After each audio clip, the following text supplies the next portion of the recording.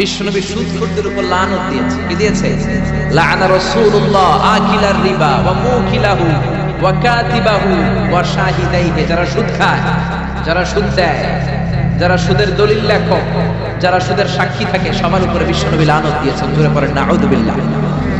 এজন্য খবরদার, সুদের সাথে মুসলমানদের কোনো সম্পর্ক। বিশ্বনবী বলেছেন আর রিবা সালাসুম ওয়া সাবউনা বাবান, সুদের রয়েছে 73টা গুনাহ। কয়টা গুনাহ? আরো জোরে বলেন কয়টা? সুদের মধ্যে 73টা গুনাহ। আইসারুহা আইয়ানকাহার রাজুলু উম্মা, 73টা গুনার মধ্যে সবচাইতে ছোট গুনাহ হলো নিজের মায়ের সাথে জিনা করা। 73টা গুনাহ, আর সবচেয়ে ছোট গুনাহ হচ্ছে আইয়ানকাহার রাজুলু উম্মা, ব্যক্তি তার মায়ের সাথে জিনা করবে। এটা যদি সবচেয়ে ছোট গুনাহ হয়, তাহলে বড় গুনার অবস্থা কি? বড় গুনাহটা কি জানার দরকার আছে না নাই? আল্লাহ সেটাও বলে দিলেন ফাআযানু বিহারবিন মিনাল্লাহি ওয়া রাসূলিহি। সুদের সবচেয়ে ছোট গুনাহ মায়ের সাথে জিনা করা, আর সুদের সবচেয়ে বড় গুনাহ আল্লাহর সাথে যুদ্ধ করা। করবেন নেই?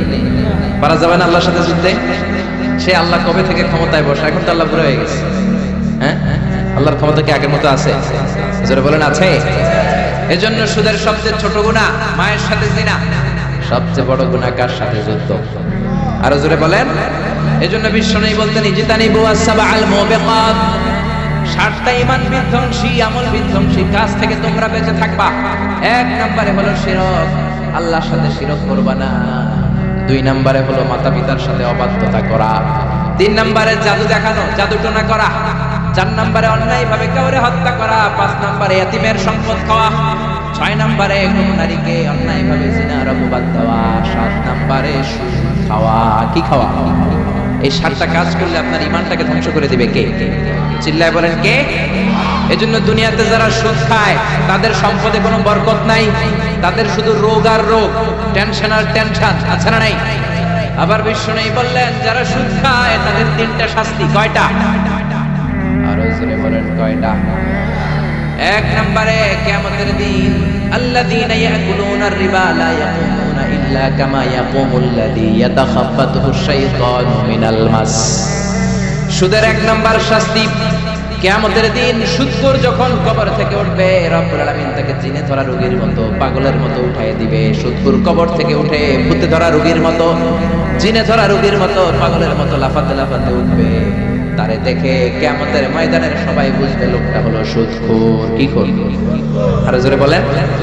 এটা হচ্ছে 1 নম্বর শাস্তি। 2 নম্বর শাস্তি বিশ্বনবী বললেন আমি স্বপ্নে দেখলাম কিছু লোকের পেট হচ্ছে বিশাল বড় ঘরের মতো, আর ওই পেটের ভেতরে দেখলাম ভয়ঙ্কর বিষাক্ত সাপ। জিব্রাইলকে বললাম ও জিব্রাইল মান হাউলা, এরা কারা? বিশ্বনবী বললেন হাউলাই আকালাতুর রিবা, এরা হলো আপনার উম্মতের মধ্য থেকে যারা সুদ খেয়েছে ওই সুদখোর লোকগুলা। পড়েন নাউযুবিল্লাহ। 3 নাম্বার শাস্তি বিশ্বনবী বলেন যে রাতে আমাকে মেরাজে নেওয়া হলো, রাআইতু লাইলাতা উসরিয়া বি, মেরাজের রাতে আমি দেখলাম রক্তের একটা নদী, ওই নদীর উপর কিছু লোক সাঁতার কাটে। কিসের নদী? দেখছেন কোনদিন রক্তের নদী? আমরা কোনদিন দেখেছি? রক্তের একটা নদীর ভেতরে কিছু লোক সাঁতার কাটে। সাঁতার কাটতে কাটতে বাঁচার জন্য যখন পারে আসতে চায়, তীরে আসতে চায়, কিছু ফেরেশতারা অনেক বড় বড় পাথরের খণ্ড নিয়ে বসা। তীরের দিকে আসতে চাইলে প্রচন্ড জোরে পাথর নিক্ষেপ করে তার চেহারার দিকে। পাথরের আঘাতে ওই লোকটার চেহারা ছিন্ন বিচ্ছিন্ন হয়ে যায়। লোকটা চিৎকার করতে করতে আবার রক্তের নদীর মাঝখানে চলে যায়। আবার তীরে আসতে চাইলে আবার পাথর আসরা নাই। জোরে বলেন। বিশ্বনবী বললেন মান হাউলা ইয়া জিবরিল, ও জিবরাইল এরা কারা? বিশ্বনবী বললেন এরা হলো আপনার সুদখোর উম্মাত। এরা কারা? এজন্য সুদ খাওয়া যাবে? জোরে বলেন সুদ খাওয়া যাবে? খবরদার, সুদ খাওয়া যাবে না। সুদের বিপরীতে আমরা ব্যবসা করব। ব্যবসায় বরকত দিয়েছে কে? বিশ্বনবী বললেন রিজিককে আল্লাহ 10 ভাগ করেছেন, তার 1 ভাগ দিয়েছেন পৃথিবীর অন্যান্য পেশার ভেতরে, আর 9 ভাগ দিয়ে দিয়েছেন ব্যবসার ভেতরে। সুবহানাল্লাহ। রিজিকের 9 ভাগ থাকে ব্যবসার ভেতরে। এজন্য সুদ খাওয়া যাবে না। সুদের সাথে ইসলামের কোনো সম্পর্ক। আমরা ব্যবসা করব, আপনি মুশারাকা সিস্টেমে, মুদারাবা সিস্টেমে, আপনি মুরাবাহা সিস্টেমে ব্যবসা করেন, ওই ব্যবসায় বরকত দিবে কে? জোরে বলেন কে? সুদ হারাম এই কারণে, কারণ টাকার ভেতর থেকে টাকা আসে না। আপনি 1 লক্ষ টাকার একটা বান্ডিল আপনার আলমারির ভেতরে আজকে রাখলেন, 1 বছর পরে খোলার পরে এটা কি 1,10,000 টাকা হবে? 1,05,000, 1,02,000, 1,10 টাকা, 1,05 টাকা, 1,01 টাকা, 1 টাকাও পারবে না। কত থাকবে? 1 লাখই থাকবে। কারণ টাকার ভেতর থেকে টাকা আসে না, টাকার ভেতর থেকে টাকা আসে যখন ওই টাকার সাথে শ্রম যুক্ত হয়, যখন টাকার সাথে কষ্ট যুক্ত হয়, যখন টাকার সাথে মেধা যুক্ত হয়, ঠিক কিনা? তো আপনি টাকা দিয়ে কেমন করে টাকার ভেতর থেকে টাকা নেন? এটা হারাম। হয়তো আপনাকে ব্যবসায় অংশগ্রহণ করতে হবে, লাভ লস দুইটাতে অংশগ্রহণ করতে হবে, রিস্কও থাকবে। আপনি ব্যবসায় টাকা দিয়ে শুধু লাভ নিলেন, লস নিলেন না, এটাই সুদ, ঠিক কিনা? আপনার লাভও নিতে হবে, লস নিতে হবে, ঝুঁকিও নিতে হবে। এইটার নাম হলো ব্যবসা। হয় আপনি ব্যবসা করবেন, তা না হলে আপনি কর্জা হাসানা দিবেন। কি দিবেন? কর্জা হাসানা দিলে ওই ব্যক্তির মর্যাদা বাড়িয়ে দেয় কে? চিল্লায় বলেন কে? 3 সিস্টেমে ব্যবসা করবেন। কয় সিস্টেমে? সবাই বলেন, আরো জোরে বলেন। 1 নাম্বার হচ্ছে মুশারাকা সিস্টেম। মুশারাকা, পার্টনারশিপ।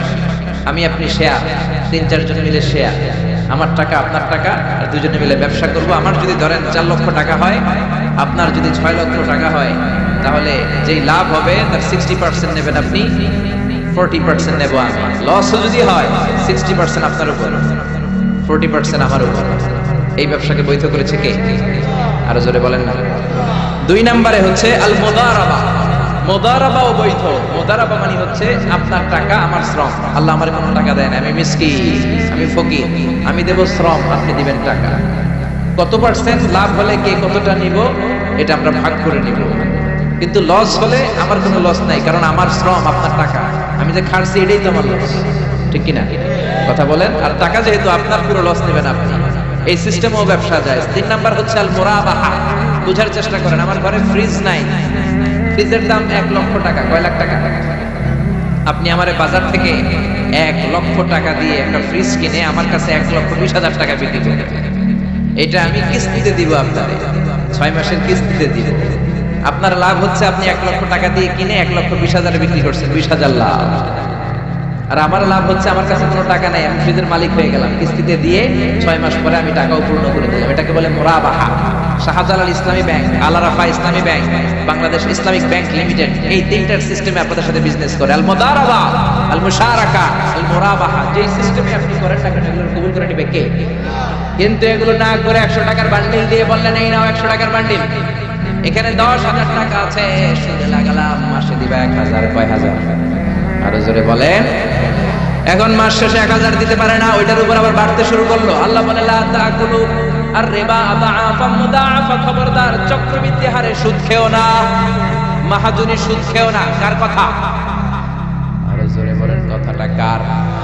মাহাজনী সুদ খাওয়া যাবে না, চক্রবৃদ্ধি হারে সুদ খাওয়া যাবে না। তাহলে ব্যাংকের সুদ খাওয়া তো যাবে না? ব্যাংকের সুদ খাওয়া যাবে না। ব্যাংকের সুদও হারাম, আর চক্রবৃদ্ধি হারে মাহাজনী সুদ, এটা অনেক ভয়ঙ্কর হারাম। গ্রামে গঞ্জে এরকম আছে না নাই? 10,000 টাকায় মাসে 1,000 টাকা সুদ। কথা কন, কথা কন, কথা কন। আছে, এখন দিতে পারে না, সুদ আবার বেড়ে যায়। এখন 2,000 হয়ে গেছে, এরপরের মাসেও দিতে পারে না, 3,000 হয়ে যায়। এরপরে আসলটা দেওয়া লাগবে না, তুই সুদ চালা। কি চালা? সুদ চালাইতে চালাইতে বাড়ি নাই, ভিটা নাই, জমি নাই, টিউবওয়েল নাই, পরনের লুঙ্গিও নাই। আছে না নাই? এটার বলে মহাজনী সুদ, এটার বলে চক্রবৃদ্ধি হারে সুদ। এই সুদ খাওয়া যাবে না। এজন্য সুদ আপনি খেলে এই সুদের, এই সম্পদের ভেতরে কোনো বরকত নাই, এটাকে ধ্বংস করে দিবে কে? চিল্লায় বলেন কে? এজন্য আপনি ব্যবসা করবেন। আল্লাহ বললেন না হাল্লাল্লাহুল বাইআ ওয়া হারামার রিবা। আমি আল্লাহ ব্যবসাকে তোমাদের জন্য হালাল করলাম, সুদকে করলাম হারাম। এখন আমরা সুদ খাবো না, ব্যবসা করবো। জোরে বলেন, সুদ না ব্যবসা? ব্যবসার সিস্টেম হচ্ছে আপনাকে লাভ লস দুইটাতে অংশগ্রহণ করতে হবে। আপনি যদি বলেন না আমি শুধু লাভ নিব, লস নিব না, এটা ব্যবসা হবে? এটা সুদ হবে। এটা কি হবে? চিল্লায় বলেন কি হবে? এরপর ইসলাম বলে লা মাইসার, কোনো জুয়া চুরি থাকবে না। বিজনেসের মধ্যে জুয়া চুরি নাই, মানে লটারি নাই। বাংলাদেশের লটারি সিস্টেম আছে না নাই? 10 টাকায় 40 লক্ষ টাকা আছে না নাই? এটা সরাসরি জুয়া চুরি, এটার সাথে ইসলামের কোনো সম্পর্ক। এর কারণ হচ্ছে আমরা 10 টাকা দিয়ে লটারি কিনি, পাই এরকম একটা কাগজ, এই লটারির একটা নাম্বার থাকে এখানে, ঠিক কিনা? আর লেখা আছে 10 টাকায় প্রথম পুরস্কার 40 লক্ষ টাকা। লক্ষ লক্ষ মানুষ 10 টাকা দিয়ে এটা কিনে, কেনার পর যেদিন ড্র হবে, রাফেল ড্র, একজন পায় 40 লাখ। আরেকজন পায় 30 লাখ, আরেকজন পায় 20 লাখ, আরেকজন 10 লাখ, পঞ্চম পুরস্কার পায় 1 লাখ, আর লক্ষ লক্ষ মানুষ এই কাগজ পানিতে ভিজায় খায়। চিল্লা এখন ঠিক কিনা? এটার নাম হচ্ছে জুয়া চুরি, এটা জায়েজ নাই। কিন্তু এই লটারির কাগজের সাথে যদি আপনার একটা কলম দিয়ে দেয়, এটাকে জায়েজ করার সিস্টেম আছে। এই 10 টাকার লটারি, যখন আপনি লটারিটা কিনবেন, আপনাকে যদি একটা কলম দিয়ে দেয়, তাহলে কেমন যেন আপনি 10 টাকা দিয়ে একটা কলম কিনলেন। এটা ব্যবসা, এটা হচ্ছে ব্যবসার সুরা, এটা জায়েজ আছে না নাই? তার মানে লক্ষ লক্ষ মানুষ যখন লটারি কিনলো, সাথে পেল একটা কলম। এরপরে ড্র হওয়ার পরে একজন পাবে 40 লাখ, আরেকজন 30 লাখ, একজন 20 লাখ, আরেকজন 10 লাখ, আর লক্ষ লক্ষ সবাই পাইছে একটা করে কলম। তার মানে আমরা সবাই কিছু না কিছু পাইছি। চিল্লা এখন ঠিক কিনা? এই সিস্টেমে যদি করেন, তাহলে এটার বৈধ করে দিবে কে? জোরে বলেন কে? এরপরে ইসলাম বলেন নো আনসার্টেইনটি। কোন ব্যবসার মধ্যে আনসার্টেইনটি থাকতে পারবে না, সুনিশ্চিত হতে হবে সবকিছু। লা গরারা ওয়ালা দারার ওয়ালা গরারা ফিল বাই। বেচা কিনার মধ্যে কোনো ধোঁকাবাজি থাকতে পারবে না, অনিশ্চয়তা থাকতে পারবে না। অনেকে উড়ন্ত কবুতর বিক্রি করে, আছে না নাই? কবুতর যারা পালে, 10টা কবুতর আছে আপনার, আপনি দেখবেন সারাদিন কবুতর আকাশে উড়ার পরে বিকালে আবার বাসায় চলে আসে। আপনি বললেন এই যে 10টা কবুতর আকাশে উড়ে, এই 10টা কবুতর আপনার বিক্রি করে দিলাম, এক একটা 100 টাকা করে, 10টায় কত হয়? 1000 টাকা বিক্রি করে দিয়েছেন। এই বিক্রি শরীয়ত সম্মত হয় না। এর কারণ প্রতিদিন কবুতরগুলো বিকেল বেলা উড়ার পরে সন্ধ্যাবেলায় ফিরে, আজকে বিকেলে নাও ফিরতে পারে। যেরকম ঠিক কিনা? আজকে 10টা কবুতর যদি অন্যদিকে চলে যায়, 1000 টাকা লেগে কিলাকিলি আছে না নাই?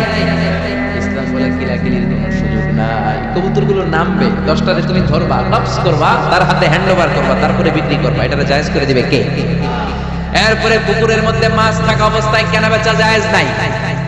এরকম কেনা বেচা বাংলাদেশে আছে না নাই? আন্দাজে মানুষে শখের বসে কিনে ফেলে, পুকুরের মধ্যে বুদবুদ করতেছে, ভাবতেছে হাজার হাজার মাছ কিনছে, 10 লক্ষ টাকা দিয়ে কিনে ফেলছে। কই মাছের পুকুর, উঠায় দেয় 20 কেজি কই আর 50 কেজি কাঁকড়া আর 70 কেজি ব্যাঙ, আছে না নাই? এরপরে কিলাকিলি আছে না নাই? এজন্য ইসলাম বলে না, কবুতরটা হাতের মধ্যে কবজ করার পরে যেমনি বিক্রি করলাম, মাছগুলাও জাল দিয়ে তোলো, তারপরে কোনে কোনে বিক্রি করো, কবুল করে নিবে কে?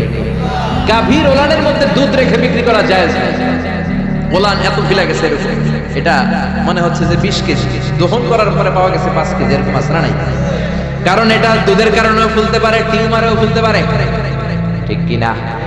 এজন্য ইসলাম বলে লা গরারা ফিল ইসলাম। ইসলামে কোনো গরারা নাই, ধোঁকাবাজি নাই, আনসার্টেনটি নাই, অনিশ্চয়তার মধ্য দিয়ে হাওয়ার মধ্যে কোনো বিজনেস নাই। আগে জিনিসটা তোমার হাতে নাও, তারপরে বিক্রি করো, কবুল করে নিবে কে? শেয়ার বাজার নিয়ে প্রশ্ন করে, যেই প্রোডাক্টের ব্যবসা হালাল, ওই প্রোডাক্টের শেয়ারও হালাল। চিল্লায় বলেন ঠিক কিনা? এরপরে বিশ্বনবী বললেন মান গাশশানা ফালাইসা মিন্না। বেচা কিনার মধ্যে যে আমার উম্মতের মধ্যে যে অন্যকে ধোঁকা দেয়, সে আমার উম্মত হতে পারে। ধোঁকাবাজের ব্যবসা বাংলাদেশে আছে না নাই? ফলের দোকানে গেলে দেখবেন চকচকে যেই সাইডটা, ওই সাইডটা ক্রেতার দিকে রাখে, পচা জায়গাটা নিচের দিকে রাখে, এরকম ব্যবসায় আছে না নাই?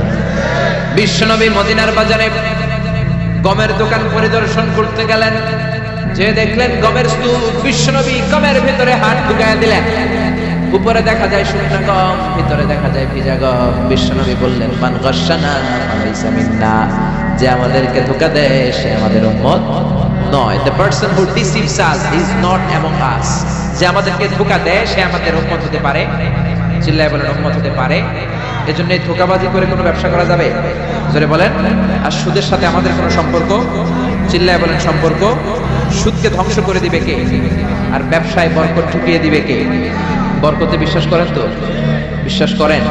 অল্পের ভেতরেও বরকত হতে পারে, 1000 কোটি টাকার মধ্যেও বরকত নাও থাকতে পারে। চিল্লায় বলেন ঠিক কিনা?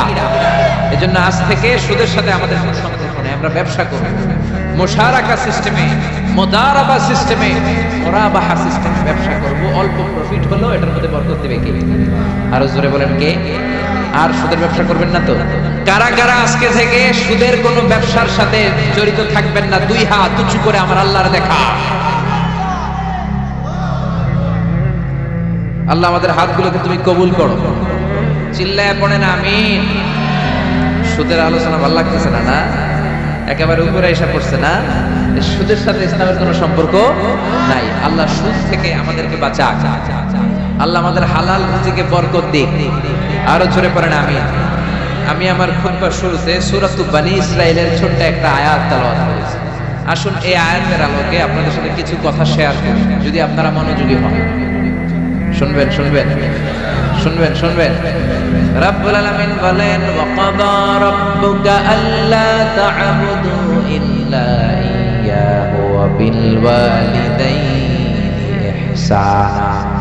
আল্লাহ বললেন, গোলাম আমার ফয়সালা দুইটা, এই দুইটা ফয়সালা হলো স্পেশাল ফয়সালা, অনড় ফয়সালা।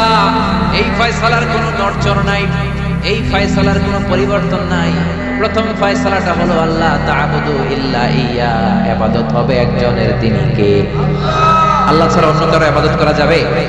আবার আল্লাহ ডেকে বললেন, গোলাম জিন জাতি মানব জাতি এই দুইটা জাতিকে আমি সৃষ্টি করেছি শুধু আমার ইবাদতের জন্য, ঠিক কি না?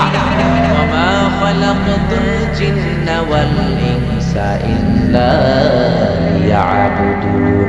আমি জিন জাতি আর মানব জাতিকে কোনো কাজের জন্য তৈরি করি নাই, কোনো উদ্দেশ্যে বানাই নাই, শুধুমাত্র কেবলমাত্র একমাত্র আমি আল্লাহর ইবাদতের জন্য বানিয়েছি। কার কথা? আরো জোরে বলেন, কার? আল্লাহ ছাড়া কারো ইবাদত করা যায় না। এই পৃথিবীতে যত নবী এসেছে, এই পৃথিবীতে যত রাসূল এসেছে, সব নবী রাসূলের একটাই দাওয়াত ছিল, তোমরা ইবাদত করবে একজনের, তিনি কে? ইয়া কওমি ইবুদুল্লাহা মা লাকুম মিন ইলাহিন গায়রু। ও আমার কওমের লোকেরা, ও আমার স্বজাতির লোকেরা, এক আল্লাহ ছাড়া অন্য কারো ইবাদত করো না। জিকির করতে হবে একজনের, চাইতে হবে একজনের কাছে, সেজদা দিতে হবে একজনকে, তিনি কে? আল্লাহ ছাড়া কাউরে সেজদা দেয়া যাবে? আমাদের দেশে মাজারে যে সেজদা আছে না, এই মাজারের নামে যে ভণ্ডামি, এটার সাথে ইসলামের কোনো রিলেশন আছে? সম্পর্ক আছে? এই ভণ্ডামির সাথে ইসলামের কোনো সম্পর্ক? তো দিল বান্দা কালমা চোরে, না পায় সংসার না পায় ঘরে, দিন থাকিতে আইরে পথে ছাইড়া দে ভণ্ডামি ভণ্ডামি ভণ্ডামি ভণ্ডামি, ছাইড়া দে ভণ্ডামি, ঠিক কি না? নামাজ রোজা করে না, ইবলিস শয়তানের নানা, এরকম আছে না নাই? নামাজ রোজা করে না, ইবলিস শয়তানের নানা, ধর্মের একখান দুটি ধইরা কয়দিন করবা হয়রানি, ভণ্ডামি ভণ্ডামি ভণ্ডামি, ছাইড়া দে ভণ্ডামি, ঠিক কি না? এই জন্য ভণ্ডামির সাথে যারা জড়িত আছো, ভণ্ডামি ছেড়ে দাও, আল্লাহওয়ালা হয়ে যাও। তোমার জীবনে বরকত দিবে কে? তোমার জন্য জান্নাতের দরজা খুলে দিবে কে? এজন্য রব্বুল আলামিন বলেন, ওয়া ক্বাদা রাব্বুকা আল্লা তা'বুদু ইল্লা ইয়া ওয়া বিল ওয়ালিদাইনি ইহসানা। আমি আল্লাহর প্রথম ফয়সালা, ইবাদত হবে শুধুমাত্র কেবলমাত্র একজনের, তিনি কে? আমরা প্রত্যেক নামাজে সূরাতুল ফাতিহায় আল্লাহরে বলি, আল্লাহ ইহদিনাস সিরাতাল মুস্তাকিম, ও আল্লাহ আমাদেরকে সহজ সরল পথ দেখাও, সিরাতুল মুস্তাকিম দাও। আল্লাহ বলেন, আনি'বুদুনি হাযা সিরাতুল মুস্তাকিম, আমি আল্লাহর ইবাদত করো, এটাই সিরাতুল মুস্তাকিম। আল্লাহু আকবার।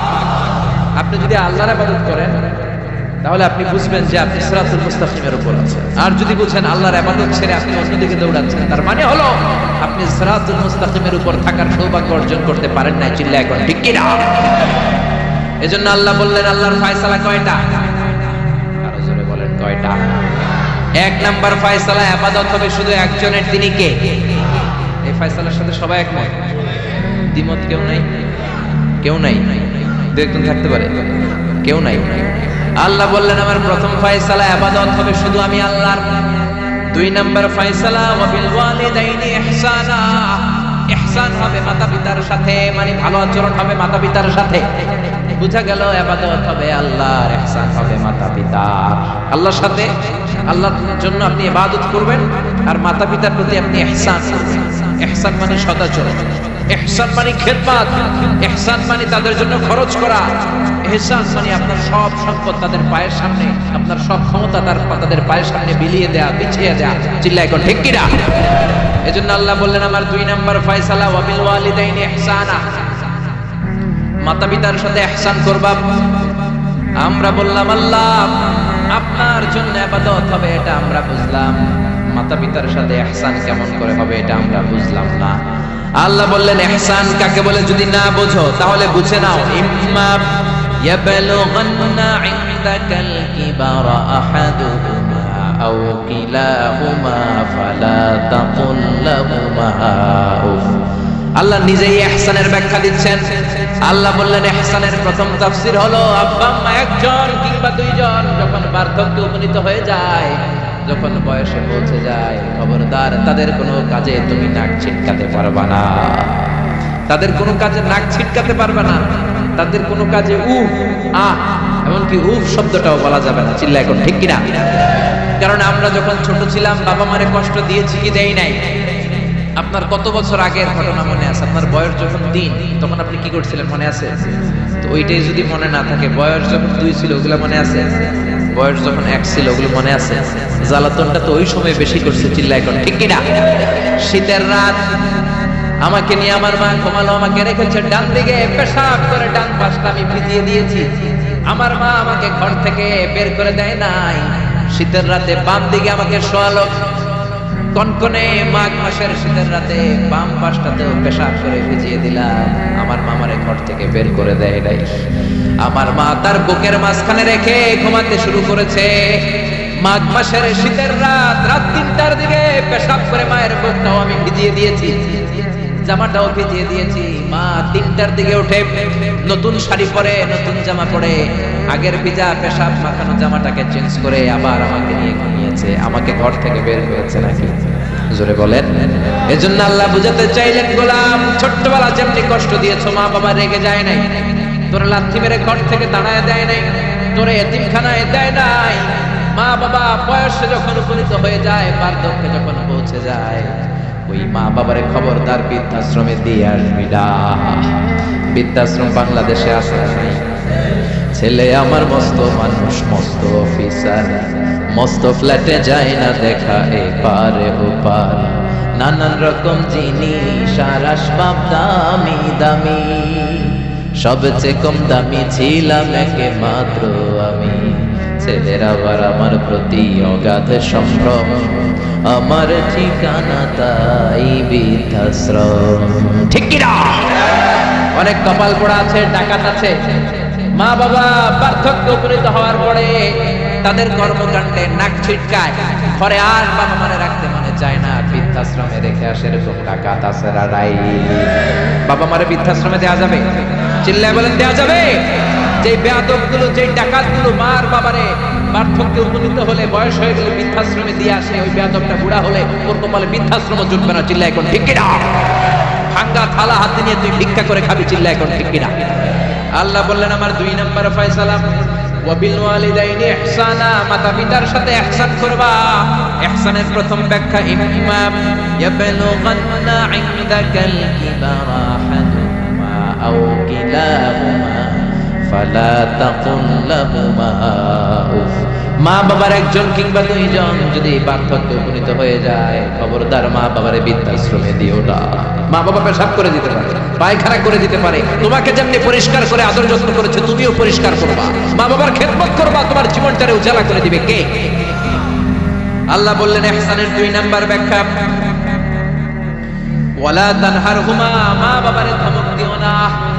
অনেক বেয়াদব ছেলে মেয়ে আছে, মা বাবার সাথে ছিড়কি দিয়ে কথা বলে, ধমক দিয়ে কথা বলে, এলাকার লোকদের সাথে যখন কথা বলে ভদ্র ভাষায় কথা বলে, ঘরে ঢুকলে মায়ের গালি দেয়। আছে না নাই? বাবারে ডাকে বুড়া, মারে ডাকে বুড়ি। আছে না নাই? তুমি কেমন করে মায়ের বুড়ি ডাকবে, বাবারে বুড়া ডাকবে? তোমার বাপ মা তো বুড়া হয়েছে তোমার কারণে। তোমারে মানুষ করতে যে তোমার মা বাবা তাদের জীবন যৌবন হারিয়েছে। তোমারে মানুষের মতো মানুষ করতে যে তারা তাদের জমি হারিয়েছে। তোমারে বিদেশ পাঠাতে যে তারা তাদের ভিটে মাটি হারা হয়েছে। যেই বাবা মা তোমার জন্য সব কিছু ছেড়েছে, খবরদার ফালা তানহারহুমা, ওই বাবা মারে ধমক দিবা না। কার কথা? চিল্লায় বলেন কার? এরপর আল্লাহ বললেন ওয়ালা তানহারহুমা ওয়া কুল লাহুমা কওলান কারীমা, তাদেরকে ধমক দিবা না, বরং তাদের সাথে ভালো আচরণ করবা, কোমল ভাষায় কথা বলবা। যত ভদ্রতা তুমি জানো, যত কার্টিসি তুমি জানো, যত সফটনেস তোমার জানা আছে, যত ভদ্রতা তুমি শিখেছো, সব ভদ্রতা তুমি ইউজ করবা তোমার মা বাবার সাথে। যত কোমল ভাষা তুমি জানো, যত শুদ্ধ কথা তুমি জানো, সব তোমার মা বাবার জন্য তুমি ইউজ করবা। চিল্লা এখন ঠিক কিনা? এরপরে রব্বুল আলামিন বললেন ওয়াখফিদ লাহুমা জানাহাদ যুল্লি মিনার রাহমাতি ওয়া কুর রাব্বিরহামহুমা কামা রাব্বায়ানি সাগীরা। তাদের জন্য রহমতের ডানা বিছিয়ে দাও। তোমার যত ক্ষমতা আছে মা বাবার পায়ের সামনে ঠেলে দাও, যত অর্থ আছে তাদেরকে তুমি বিলিয়ে দাও।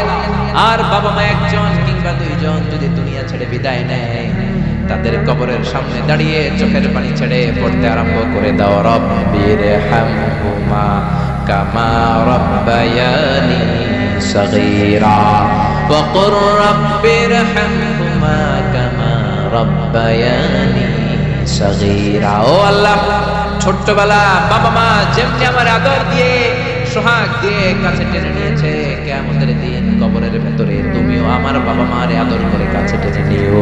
পড়ে না আমিন, চিল্লায় পড়ে না আমিন। এজন্য ইবাদত হবে একজনের, তিনি কে? আর ইহসান হবে কার সাথে?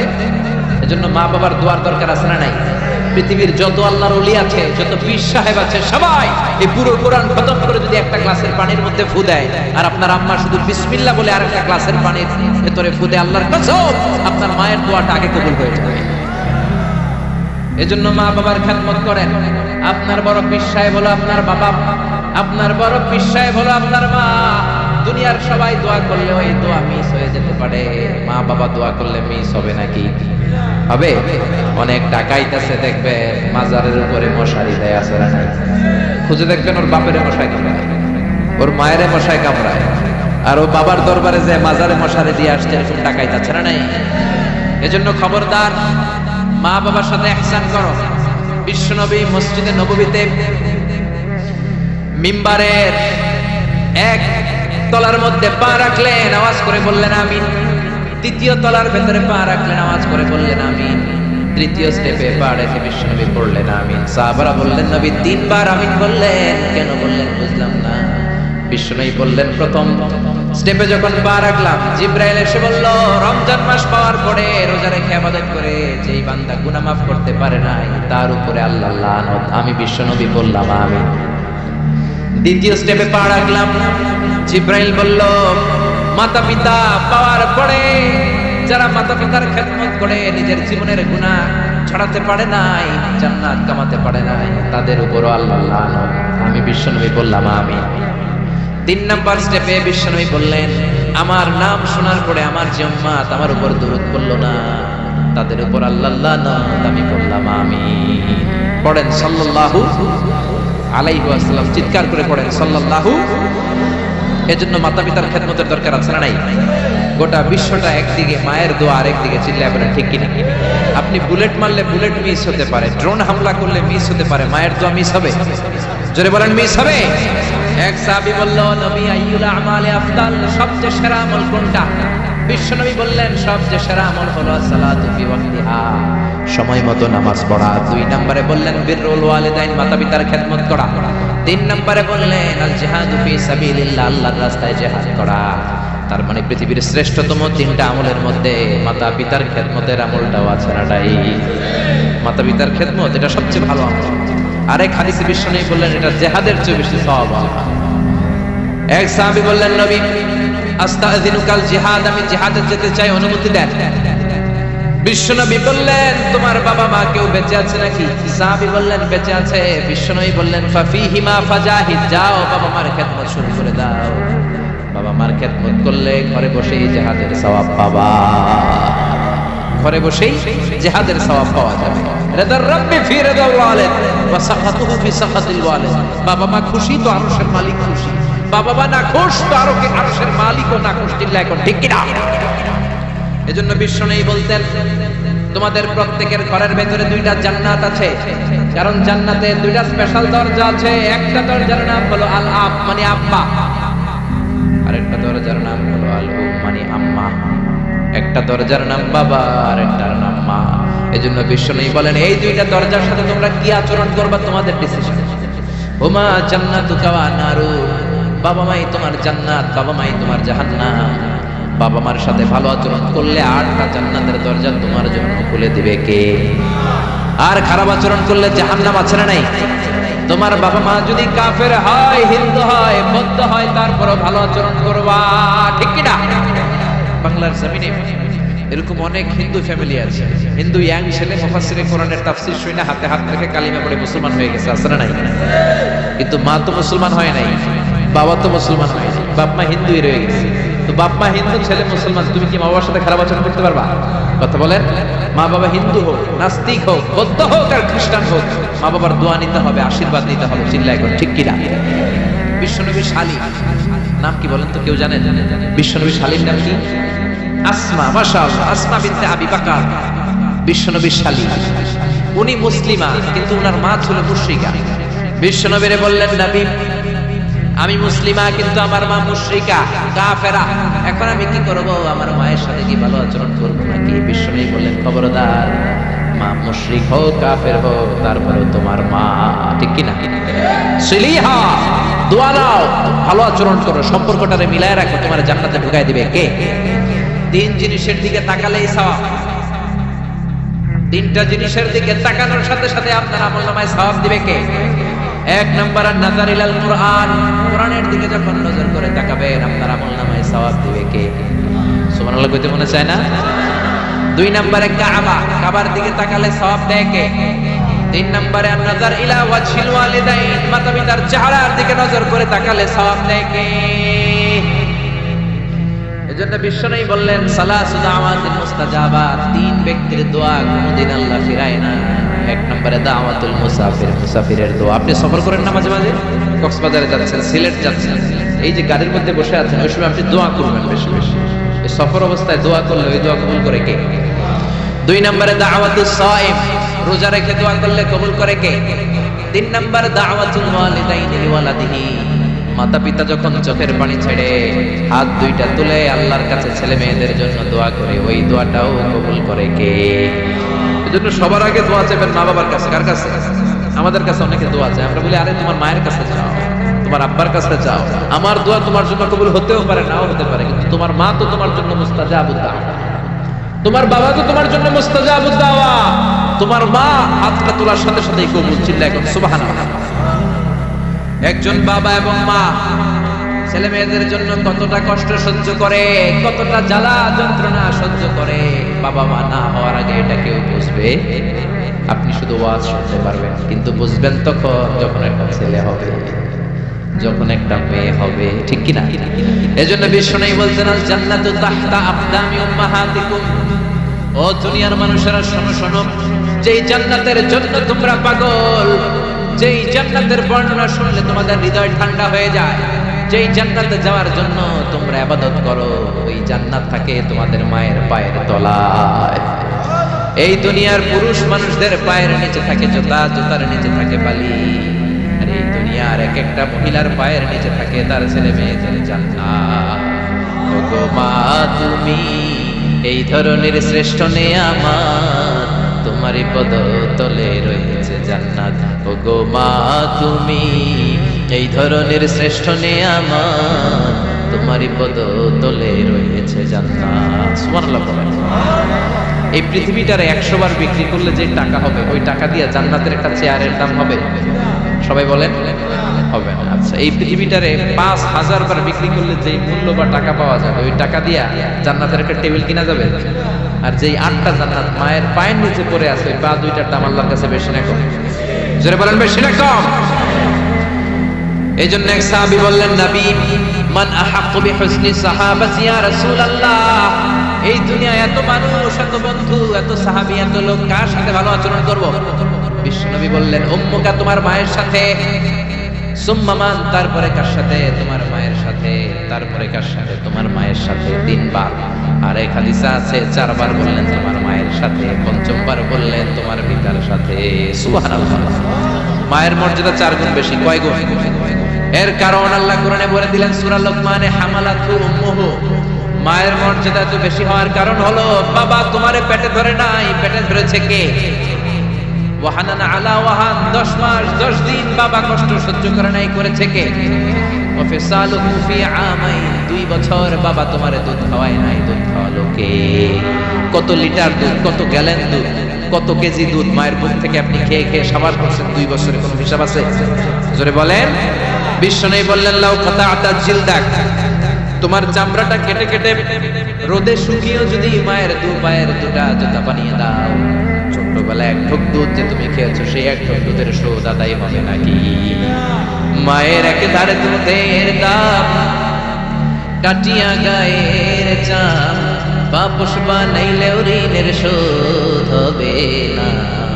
এমন দরদি ভাবে কেউ হবে না আমার মা, এমন দরদি ভাবে কেউ হবে না আমার মা। পড়েন না আল্লাহু আকবার। বিশ্বনবীর সাহাবী নাম হলো আলকামা। কি নাম? সবাই বলেন কি নাম? আলকামা বিশ্বনবীর সাহাবী। ইন্তেকালের আগে আলকামার জিহ্বা দিয়ে কালেমা বের হয় না। 3 দিন যাবত বিছানায় পড়ে আছে, মরে যাবে কিন্তু জিহ্বা দিয়ে কালেমা বের হয় না। বিশ্বনবী বলেছেন লাকিনু মাউতাকুম লা ইলাহা ইল্লাল্লাহ, তোমরা মরণের আগে তোমাদের মুমূর্ষরোগী মৃতদের সামনে লা ইলাহার তালকিন দাও। যখন দেখবেন আপনার চাচার রুহটা বের হয়ে যাচ্ছে, দাদার রুহটা বের হয়ে যাচ্ছে, বাবার রুহ বের হয়ে যাচ্ছে, তার শিয়রের সামনে কানের সামনে বসে পড়তে আরম্ভ করবেন লা ইলাহা ইল্লাল্লাহ মুহাম্মাদুর রাসূলুল্লাহ সাল্লাল্লাহু। কিন্তু বলবেন না এই কালেমা পড়ো, কালেমা পড়ো, কালেমা পড়ো, কালেমা পড়ো, এগুলো বলবেন, শুধু তালকিন দিবেন।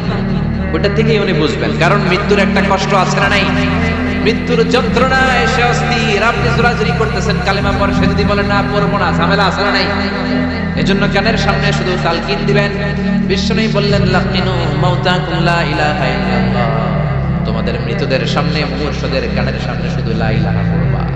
ওনার বিবি, ওনার আত্মীয়রা আলকামা নামক সাহাবীর কানের সামনে লা ইলাহা পড়ে 3 দিন ধরে কালেমা বের হয় না। কখন যেন মরে যায়, বিশ্বনবীর কাছে পাঠানো হলো।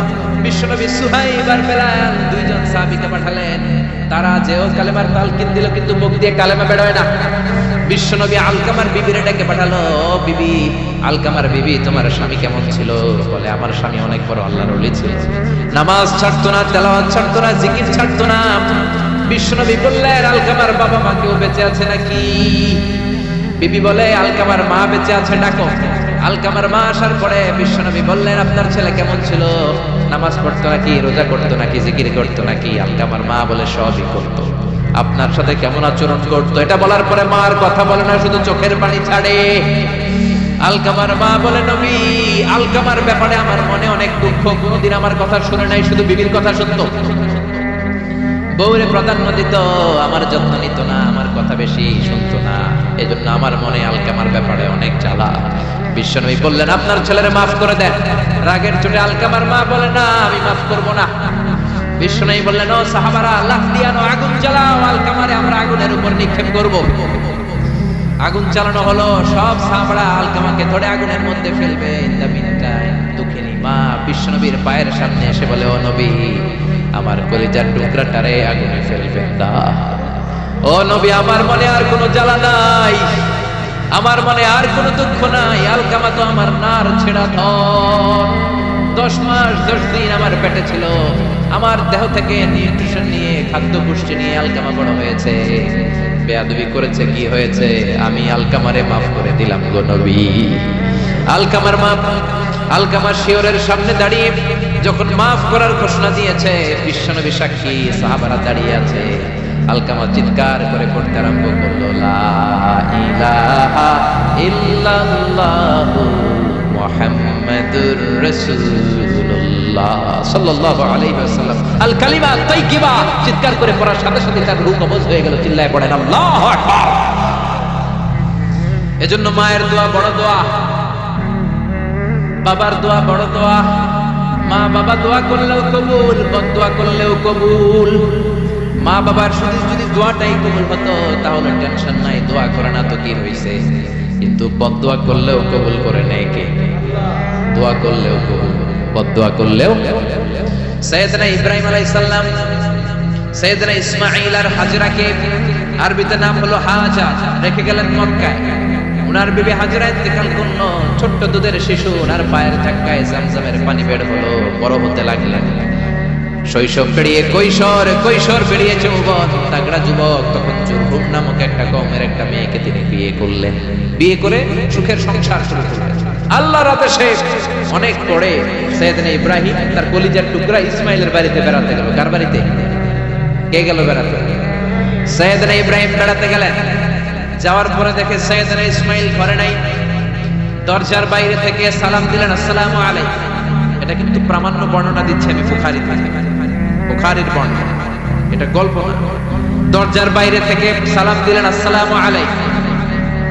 ভেতর থেকে কর্কশ গলায় ঝাঁঝালো কণ্ঠে, কণ্ঠের মধ্যে কোনো মায়া নাই, দয়া নাই, এরকম একটা কণ্ঠের মেয়ে উত্তর করে বলল, ওয়া আলাইকুমুস সালাম। সাইয়েদনা ইব্রাহিম জিজ্ঞেস করলো, কাইফা হালুকি ইয়া উম্মি, ও মা তুমি কেমন আছো? মেয়ে কয়, বেশি ভালো না। সংসার কেমন চলে? সুবিধার না? খাওয়া দাওয়া ঠিক মতো হয়নি না? কিচ্ছু হয় না? আমনে কেডা? সাইয়েদনা ইব্রাহিম বলে, আমি কে তোমার জানার দরকার নাই। ইদা জাআ যাওজুকি মিনাল গাবা, স্বামী যখন তোমার বন থেকে শিকার করে ফিরবে, ফাকরাই আলাইহিস সালাম, তোমার স্বামীরে আমার পক্ষ থেকে একটা সালাম দিবা। ও মুরিহিয়া ইয়াগায়রা আতাবাতা বাবিহি, বলবা ঘরের দরজার চৌকাঠটা যেন পাল্টে ফেলে। সাইয়েদনা ইব্রাহিম চলে গেলেন। বিকেল বেলা জঙ্গল থেকে শিকার করে সাইয়েদনা ইসমাইল ঘরে ফিরলেন। ঘরে ফেরার পর বিবি বলে, একটা বুড়া আইছিল। বুড়া কে আইছিল? সাইয়েদনা ইসমাইল বলে, বুড়া? বুড়া মানুষ আবার আমার ঘরে আসবে কেন? আসছে আপনারে সালাম দিছে। ওয়া আলাইকুম আসসালাম। আর কি বলছে? বলেছে, আপনি যেন ঘরের দরজার চৌকাঠ পাল্টে ফেলেন। ও মিয়া, চোর বুঝে চোরের সিগন্যাল, পুলিশ বুঝে পুলিশের সিগন্যাল, নবী বুঝে নবীর সিগন্যাল, ঠিক কিনা?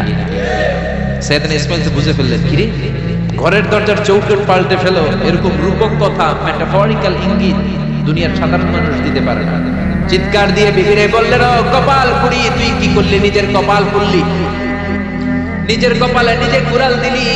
যেই লোকটারে বুড়া বুড়া বলে সম্বোধন করলি, ওই লোকটা আর কেউ নয়, আমার জন্মদাতা পিতা, এই জামানার সবচেয়ে বড় পয়গম্বর ইব্রাহিম খলিল।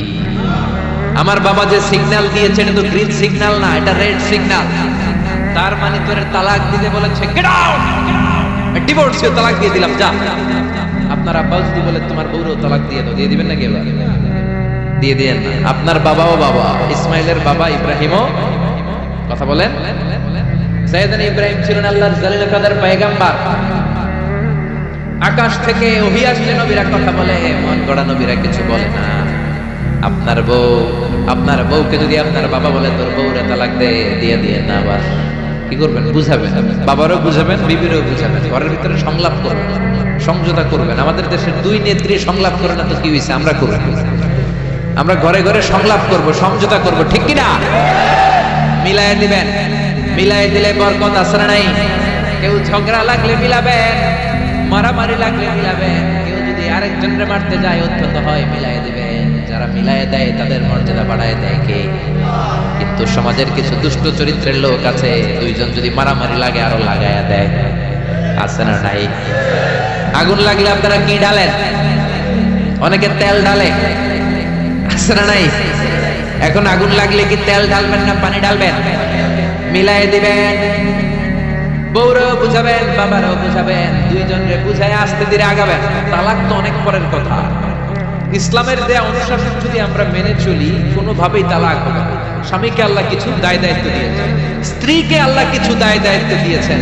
এই দুইটা দায়িত্ব যে কত গুরু দায়িত্ব, গোটা বিশ্বব্যাপী এই দায়িত্বের মধ্য দিয়ে বিশ্বটা চলে। পৃথিবীর প্রথম স্বামী ছিলেন সাইয়েদনা আদম, পৃথিবীর প্রথম বউ ছিল হাওয়া। সেখান থেকে স্বামী স্ত্রীর এই জীবন আছে না নাই? স্বামী আর স্ত্রী বানায় যেজন মিস্ত্রি, সে বড় আজব কারিগর, ঠিক কিনা? স্বামী আর স্ত্রী বানায় যেজন মিস্ত্রি, সে বড় জটিল কারিগর। এজন্য এই সম্পর্কটা বড় ভয়ঙ্কর সম্পর্ক, এটাকে মিলিয়ে রাখতে হবে। তালাকের সিস্টেম হচ্ছে, প্রথমে আপনি ফাইদুহুন্না, কোরআন বলে আপনি প্রথমে স্ত্রীকে ওয়াজ করবেন। ঝগড়া হলে কি করবেন? ঘরে ওয়াজ নাই, আছে মারামারি আর কিলাগিলি। ওয়াজ করবেন, ওয়াজেও কাজ হচ্ছে না, বুঝানোর চেষ্টা করবেন, বুঝে না।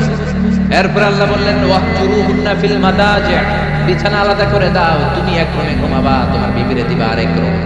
কিছুদিন বিচ্ছেদ চললে ওই বিবির অন্তরে ভালোবাসা তৈরি করে দিবে কে? সুবহানাল্লাহ পড়েন। এখন ওয়াজ করলেন, বুঝাইলেন, বুঝেন, বিছানা আলাদা করলেন, তাও শোনে না। এবার ওয়াদ্রিবুহুন্না, কোরআন বললো বউরে শাসন করো, অনেকে বলে বউরে পিটাও, না পিটানোর কথা বলে নাই। ওয়াদ্রিবুহুন্না মানে তাদেরকে শাসাও, শাসন করো। মুফাসসিররা এটার তাফসীর করতে যে হয়রান হয়েছিল কি দিয়ে পিটাবে। কোন মুফাসসির কয় খেজুরের ছোট ডালা দিয়ে এরকম বাড়ি মারবে, আর বলবে ভালো কথা কই প্রনোস না কেন। অনেকে বলবে, অনেক মুফাসসির বলেছে মেসওয়াক দিয়ে বাড়ি মারবে, তোমার এত বোঝাই বুঝো না কেন, দুইটা ছেলে মেয়ে হয়েছে আমাদের, এত সুন্দর সংসার, হানিমুন করেছিলাম কক্সবাজারে, স্মৃতিগুলো কি তোমার মনে পড়ে না? তুমি আমার কৈতরি, তুমি আমার টুনটুনি, তুমি আমার সোনামণি, এগুলোকে বুঝাবে। এরপরও মানে অনেক মুফাসসির কইছে বালিশ দিয়ে পিটাইবে, কোল বালিশ দিয়া, যাতে হাত পা না ভাঙে। ওয়াদ্রিবুহুন্না, অনেক ডাকাইতেছে লাঠি দিয়া পিটায়, আছে না নাই? ইসলাম বলে না না বনিবনা না হলে প্রথম স্টেপ ওয়াজ করো, বুঝাও। 2 নম্বরে বিছানা আলাদা করে দাও, তারপরেও মানে না। 3 নম্বরে ওয়াদ্রিবুহুন্না মানে শাসন করো, যার যেরকম দরকার ওইরকম শাসন করবেন, তাতেও হয় না। তারপরে ফাবাআসু হাকামান মিন আহলিহি হাকামান মিন আহলিহা, এই 3টা স্টেপেও কাজ হয় না। আপনার মুরব্বিদের ডাকবেন, সালিস, মেয়ের পক্ষের মুরব্বিদের ডাকবেন, 2 পক্ষের বেআইনরা মিলে মিছিল করে দেওয়ার চেষ্টা করবে, তাতেও কাজ হয় না। 4টা স্টেপ শেষ, 5ম স্টেপ হলো তালাক। আর আমরা দইরেই কই 3 তালাক, আছে না নাই? ওমরে ফারুকের জামানায় এক লোক তার বউরে দিছে 100 তালাক, রাগের চোটে। এরকম ডাকাইত আমাদের দেশে আছে না নাই? এখন বিবি এসে বলে, ওমরে ফারুক 100 তালাক দিয়েছে আমার স্বামী, কি করব?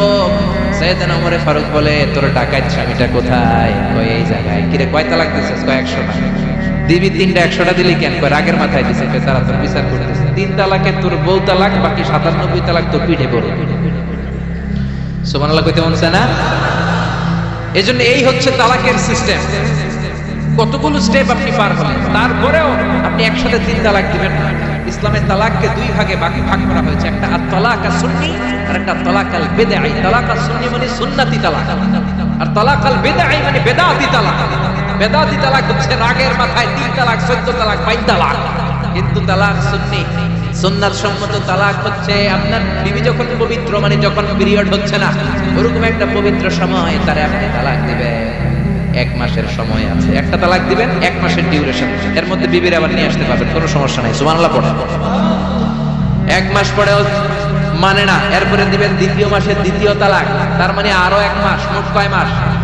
2 মাস পরেও মিলমিশ হয় না, তারপরে 3য় মাসে তালাক দিলেন।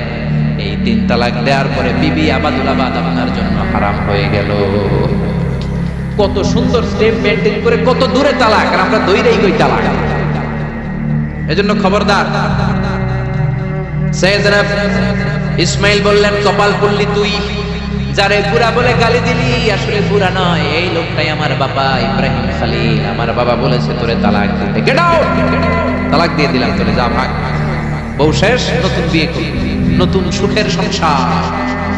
3 বছর পর সাইয়েদনা ইব্রাহিম আবার ছেলের বাড়িতে বেড়াতে আসলেন। আজকেও সাইয়েদনা ইসমাইল ঘরে নাই। সাইয়েদনা ইব্রাহিম আজকে সালাম দিলেন, আসসালামু আলাইকুম। সাইয়েদনা ইব্রাহিম সালাম দিলেন। আজকে ঘরের ভেতর থেকে জাদুমাখা কণ্ঠে, মধুমাখা কণ্ঠে, সুরেলা কণ্ঠে একটা মেয়ে বলল, ওয়া আলাইকুমুস সালাম। সাইয়েদনা ইব্রাহিম বললেন, কাইফা হালুকি ইয়া উম্মি, মা কেমন আছো? মেয়েটা বলে, আলহামদুলিল্লাহ আলা কুল্লি হাল, সব সময় আলহামদুলিল্লাহ। সব সময় কি? তোমাদের জীবন যাপন কেমন চলে? খুব ভালো চলে। তোমার স্বামী কই? বনে গিয়েছে। এবার মেয়েটা বলে, আপনি কে? সাইয়েদনা ইব্রাহিম বলে, আমার পরিচয় দেব না। মেয়েটা বলে, আপনার পরিচয় না দিলে আপনার সাথে কথা বলবো না। আমরা স্বামী স্ত্রী 2 জন থাকি মরুভূমির মাঝখানে, আমাদের খোঁজ খবর নেওয়ার কেউ নাই। আপনি কে এরকম দিল দরিয়ার একজন মুরব্বী, আমাদের খোঁজ নিতে আসলে আপনার পরিচয়টা আপনি বলেন। সাইয়েদনা ইব্রাহিম তার পরিচয় দেয় না। মেয়ে বলে, পরিচয় না দিলে আমি কথাও কই না। বাধ্য হয়ে ঘরের ভিতরে ঢুকলেন। জোর করে মেয়েটা সাইয়েদনা ইব্রাহিমকে ঘরে ঢুকালেন, রুটি বানিয়ে খাওয়ালেন, গোশত খাওয়ালেন, খেজুর খাওয়ালেন, শরবত খাওয়ালেন। ও মিয়া, আগেরটাও মাইয়া, এইটাও পার্থক্য আছে না নাই? মেয়েটা বলে, আমার জন্য দোয়া করেন। সাইয়েদনা ইব্রাহিম চোখের পানি ছেড়ে দোয়া করে দিলেন, মেয়েটার মাথায় হাত বুলিয়ে দিলেন, আর বললেন, ইদা জাআ যাওজুকি মিনাল গাবাত, তোমার স্বামী যখন বন থেকে আসবে, ফাকরাই আলাইহিস সালাম, তোমার স্বামীর আমার পক্ষ থেকে সালাম দিবা। ওয়া মুরিহি আইয়ুসবিতা আতাবাতা বাবিহি, আর বলবা আমি বলছি ঘরের দরজার নতুন চৌকাঠ যেন জীবনে না পাল্টায়। ঘরের দরজার এই নতুন চৌকাঠটা যেন কোনোদিন। সাইয়েদনা ইসমাইল ফিরে আসলেন, আসার পরে বিবি বলে একজন মুরব্বী এসেছিল, নুরানি চেহারার একজন মুরব্বী শুই না। সাইয়েদনা ইসমাইল তো ভয় পেয়ে গেছে, লাফ দিয়ে উঠছে, কি মুরব্বী, কেমন আচরণ করেছিলি বল। কারণ আগের একটা তিক্ত অভিজ্ঞতা আছে না নাই, ভাবছে আজকেও কোনো গন্ডগোল হইল নাকি। বিবি বলে না, আপনি রাখবেন না, আপনি চিন্তিত হবেন না, আমি অনেক আপ্যায়ন করেছি, অনেক সাদর সম্ভাষণ দিয়েছি, উনিও আমার মাথায় হাত বুলিয়ে চোখের পানি ছেড়ে ছেড়ে আমার জন্য দোয়া করেছে, আর আপনারা সালাম বলেছে, আর আপনাকে বলতে বলেছে ঘরের দরজার নতুন চৌকাঠটা যেন জীবনেও কোনোদিন না পাল্টা। সাইয়েদনা ইসমাইল আল্লাহু আকবার বলে চিৎকার করে উঠলেন, বিবিকে বুকে জড়িয়ে ধরলেন, বললেন ও বিবি, তুই তো গোল্ডেন এ প্লাস, তুই কি, তুই তো গোল্ডেন এ প্লাস, তুই তো 100-তে 100 পাইলি, তোর কপালটা নুরানি হয়ে গেল, উজ্জ্বলা হয়ে গেল। যেই বয়স্ক লোকটা এসে এই কথাটা বলেছে, বয়স্ক লোকটা কেউ না, তোর শ্বশুর আমার বাবা ইব্রাহিম খালিল। আর যেই কথা বলেছে এই কথাটার মানে হলো তোর যেন আমি তালাক না দেই, তোর হাতটা যে আমি ধরলাম, এই হাত ধরেই যেন তোরে নিয়ে জান্নাতে ঢুকে যায়। আল্লাহু আকবার। এজন্য বাবার দোয়া, মায়ের দোয়া যার জীবনের মধ্যে আছে, তার জীবনে কোনো ভয় আছে নাকি? জোরে বলেন, কোনো ভয় আছে?